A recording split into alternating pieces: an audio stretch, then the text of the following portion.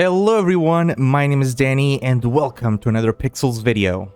Guild Crop Wars, our first Guild Wars event in Pixels, ended yesterday, and today I just kind of want to give my feedback, my thoughts on the event. Was it any good? What went bad? What went right? What went wrong? All of these things. So we'll talk about the mechanics of the event in a bit, but I'll just give you a basic rundown for now in case you didn't participate or you're not aware of how the event worked. You would basically compete against other guilds. You had these soils, these very limited soils where you needed to plant and harvest these spores or these mushrooms. You had guano, this fertilizer to speed up the process. And we also had this evil goo, this is the sabotage part, where you could kill the mushrooms of other guilds. And this is all done in 11 arenas, shared by everyone. So yeah, that's a very basic rundown. I want to talk about other things before we get into the mechanics. And the first thing is, the details of the event were given to the community on the last AMA on Wednesday. The event itself started on Friday, giving us less than 48 hours to prepare for a 72-hour event. This was not even close to enough time, I think, to prepare, because I don't know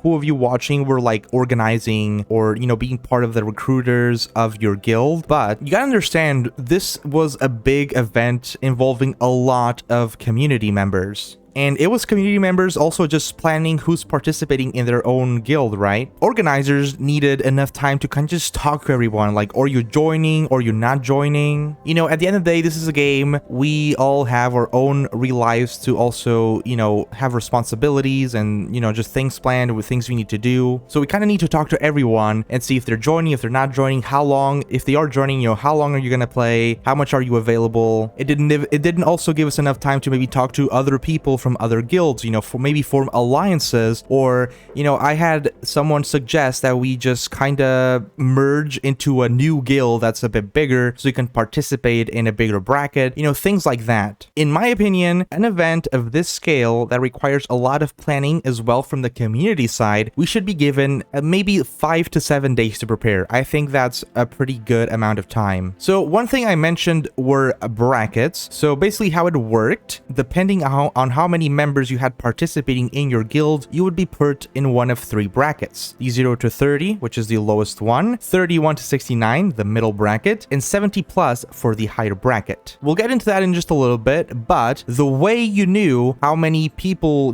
how you were recruiting people to join your guild or something like that, you would need to be pledged to the guild, and the admins or the owner needed to give you a worker or admin role. If you had a supporter role, you were not part of the people competing in the event. And that's my next problem. To recruit members, you need to go to the dashboard, and the dashboard has a horrible interface. You have all the names of the people on the left, and you have these roles on the right, and obviously you need to change them to, like, I don't know, supporter or member or worker, and it's very hard to distinguish, which player I'm actually messing with the role with, because the interface just doesn't give me any way to kind of separate the players. And I was part of a guild of 0 to 30 members. I feel like, if someone that had to organize maybe a 31 to 69 or 70 plus had even a worse time just going through all the names and seeing who's going to join or not and going through the roles, because the interface itself, it just sucks. I think something really simple that could make it just easier for the interface to be better is just to have, like, every second name we have like this darker purple or something, just to have some visible way to distinguish which user I'm messing with. And something else, like, why do I need to count how many users I have in my guild? Was it really that difficult for Pixels to add a little number somewhere in the interface where it just tells me how many members I have, for example, as an admin, or how many I have as a worker, how many I have as a member, how many I have pledged, how many of them are just shard holders, supporters, things like that? Was it really something that difficult that we can add just to make life easier for people that are going through this, like, recruitment process and just organizing their guild for the event, especially when we were giving so little time to prepare? Now, I want to go back to talking about the brackets. We were all playing and competing in 11 arenas. It didn't matter if you were a 0, 30, 31 to 69, or 70 plus member guild. My biggest biggest problem with this, in terms of bad game design, is that if a bigger guild decided to attack a 0 to 30 guild on their territory, things like strategy or even who has the most skilled players didn't matter. The bigger guild would just kick out the 0 to 30 guild eventually just because they have more players and probably more resources. And if you think about it in terms of, is this gameplay fun or not? It's not.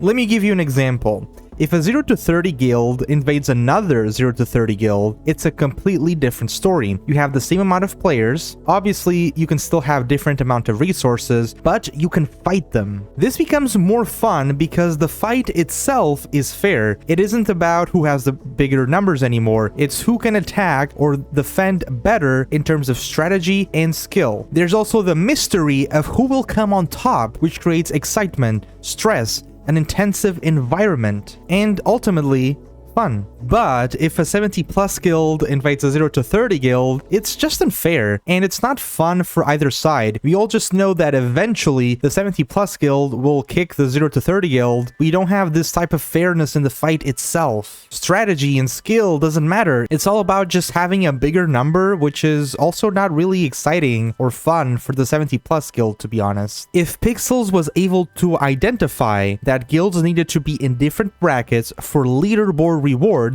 in terms of their size, why weren't we able to acknowledge that in the arena gameplay itself? The only way that these lower guilds were able to participate in the event and play the game on a basic level was if they had alliances. Alliances themselves are cool, but if they are required or you are forced to do that, to play the game on a basic level, we can start to understand why this is bad game design. I think we should try to separate the guilds on the next event and just see how it goes. I'm not saying this is, 100% the solution or anything, but I think this is a step into the right direction, right? I think this would be a way to kind of just test it out and see if it works. 0 to 30, 3169, and 70 plus are each of them are in the individual arenas for their respective guild size. I think the event itself will also be more exciting and stressful because you'll constantly be fighting and competing with guilds with similar fighting power. Now, talking about the items a bit, starting with the spores, we had the tier 1 blue bullet spores for 100 coins, 5 minutes to harvest, and 1 energy cost to plant, giving 1 point. The tier 2 purple parasol spores for 500 coins, 4 minutes to harvest, and 2 energy to plant, giving 3 points. And the tier 3 green gumphus spores for 3 pixel, 3 minutes to harvest,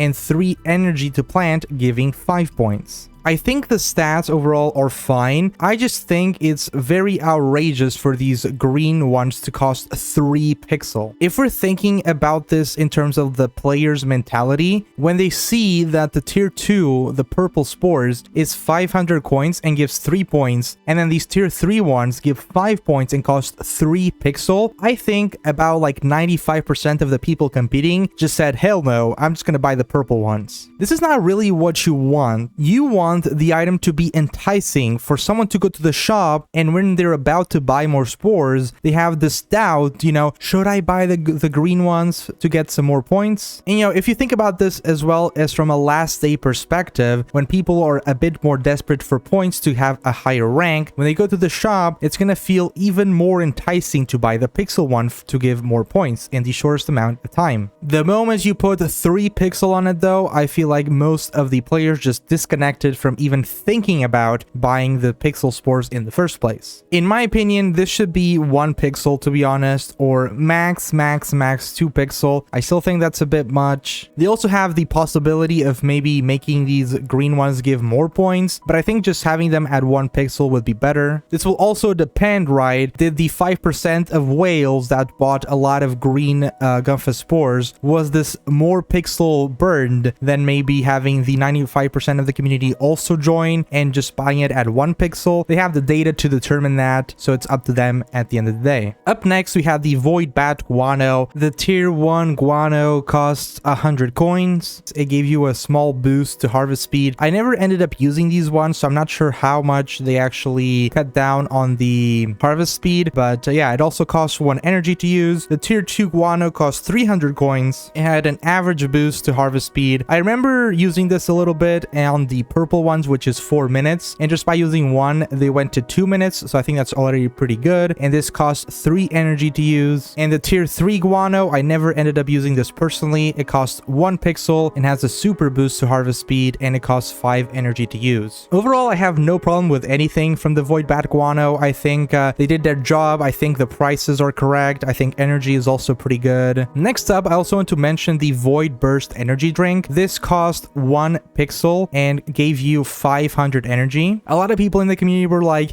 oh, this Void Burst energy drink is a scam. Why would I buy this when I can just buy 3 Grumpkin wines and get more energy for like 3,000 coins? And I think people have the wrong idea about this energy drink. This energy drink was not about having like the best energy per cost ratio. This was about convenience. Let me give you an example. Let's say you have a territory and you're about to be attacked. You're getting attacked right now. You know, it's absolute chaos. And oh no, you just ran out of wine. So now you have to make 2 decisions. You're either gonna leave, go to Terra Villa and buy more energy drinks. You can go to the sauna and get the 1,000 energy from VIP, for example, or you can go to your house and get the 300 energy from your bed. But this requires you to leave your territory in the first place, meaning your guild is 1 man down. Or you could just buy this Void Burst energy drink for 1 pixel and just get a nice amount of 500 energy. So yeah, this drink was there for convenience, and I think it does its job pretty well. I was personally surprised that it gave so much energy, because we also have an energy drink that is being sold right now that costs 1 pixel as well, but only gives 50 energy. So I think this is also pretty cool. Finally, we have the Evil Goo, which were probably just the more interesting items in this event. Watered soils basically have like 100 HP, and using one of these Evil Goos would reduce the HP and dry the soil, and if a soil reached 0, the crop would die. The tier 1 goo dried by 5 points, meaning you need to use 20 of them to instantly kill a crop. It costs 100 coins each and 5 energy.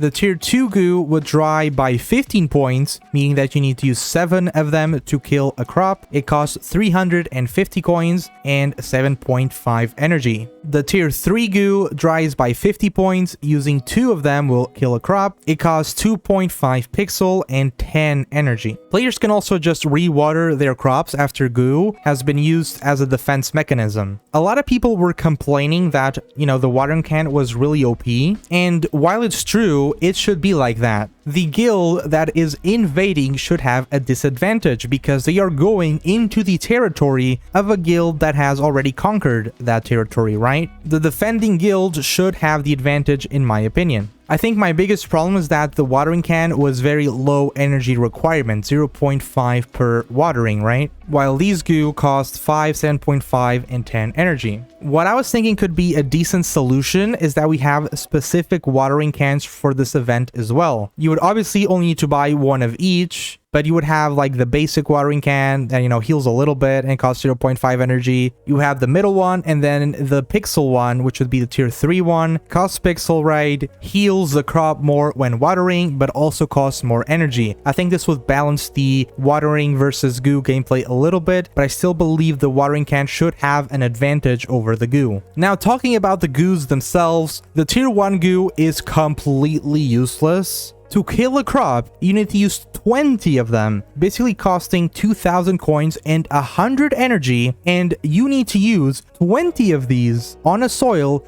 before an opponent can water once? Are you kidding me? This is probably the weakest item in the entire event. I have no idea how this item went live. This is completely useless. The tier 2 goo is pretty good, right? You only need 7 of them to kill a crop instantly. It was more viable than the tier 1 by miles. It costs a bit more coins, but it costs less energy to actually kill a crop. I just don't like the fact that it costs 350 coins. I don't know why. I just rather have it as a round number. I think this should be 300 coins each. I just don't like the 350. The tier 3 goo, right?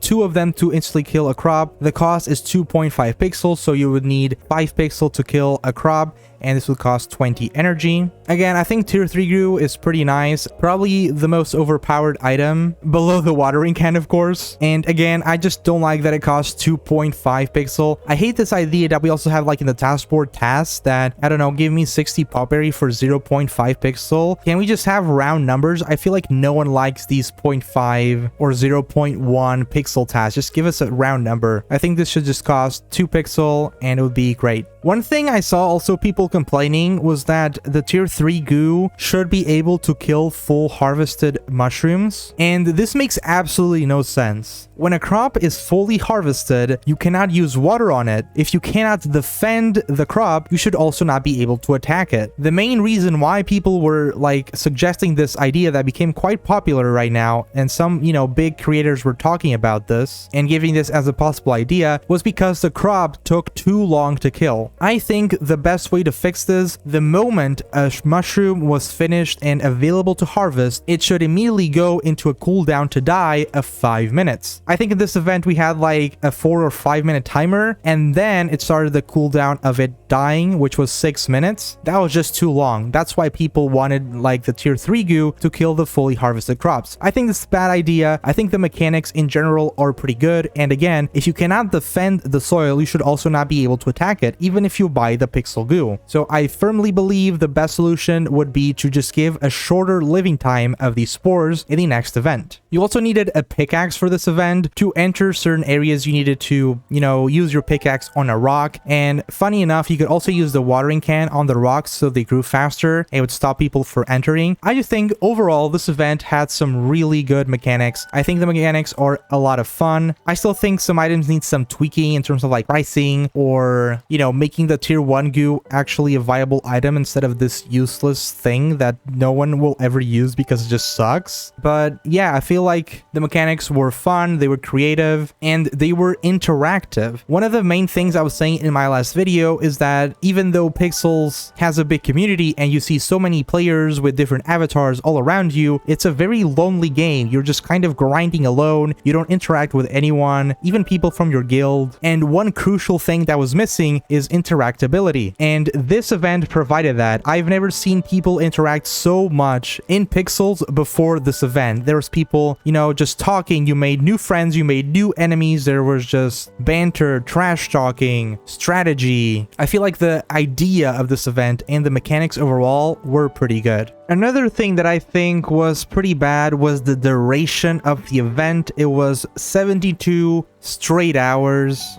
It started on Friday and it ended on Monday, which I already don't like because, you know, there's people that need to go to their work and stuff like that. I think these types of events that demand a lot of time to begin with should just be restricted to the weekend. And even still, I think it was very demanding of its players. Personally, I was already pretty burnt out on playing this on Saturday because I played the entire Friday. And overall, the event was just very emotionally draining, very mentally draining. And I do hope they don't make it so demanding in terms of just time and things like that next time. Finally, I just wanted to talk a bit about the Guild Crop Wars reward, so the prize pool. I think overall it was very underwhelming and the distribution itself doesn't make sense. How does rank 8 of the 1 to 30 bracket has the same reward as rank 35? I have no idea. And then rank 7 already has double the prize. We have a very similar thing on the 31 to 69 bracket where the top 6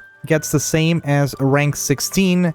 I don't get how this is possible. Overall, I think for most people participating, they actually didn't really earn. They lost more money than what they maybe won on this underwhelming prize pool. While Pixels has an objective of having more pixel being burned than it's being given out, you still need your prize pool to be enticing enough for people to have motivation and to participate in the first place. I think a lot of people participated because this was the first Guild Wars Wars event. In the next event, when people will see the price pool, if they are not decent, a lot of people will just opt out of participating, which is not good for competition. So I really hope in the next event we have just a bigger price pool and it is better distributed. This is absolutely terrible. With that, I just wanted to have some conclusions about this event. I think overall the idea of the event and the mechanics were very good, interesting, and fun, but this had some very unfair and bad things as well. The time of the event was very demanding and long, and this was unfair overall for smaller guilds. Imagine a